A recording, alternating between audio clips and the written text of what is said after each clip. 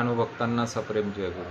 आज आपल्यासोबत सिरपूर येथील एक भक्त आहेत ज्यांनी प्रत्यक्ष लहानूजी बाबांचं दर्शन घेतलेलं आहे। दाजी जयगुरु, जय लहानूजी बाबा। सर्वात आधी तुमचं नाव सांगा। रमेश पांडुरंग शेळके, मूळ गाव शिरपूर। तर तुम्हाला लहानूजी बाबाचा दर्शनाचा ध्यास कसा लागला हे सांगा। हे तर पहिल्यापासूनच येऊन राहिलो मी सांगा। हां.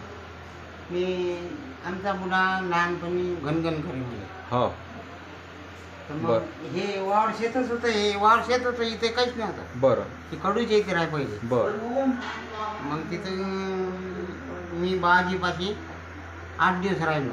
घनघन करे तर तुमचे वडील हो, असं कडूच्या इथे राहिलो 8 दिवस। तिथं मग बाजीले ताट आहे, हो एक ताट मी जेव, एक ताट बाजी जे, हो आणि एक टाकायची ते शिल्लक राहील। बाबाजी जेवायला लावा की तुम्हाला घ्यायला लावे का बाबाजी? हो, मग ते आता बाजी घेईन, मग बाजी असेल मी येतो। हो मग ते झालं तर बाजी म्हणे राग केला, आपलंच घर बट म्हणे, आपलंच घर बैठ म्हणे। मग आपलंच घर बट म्हणे। आमच्या भाऊ पहिले मास्तर लोकांनी 90 रुपये महिना होता। हो आमचे वडील असे झाले जमन काय बा,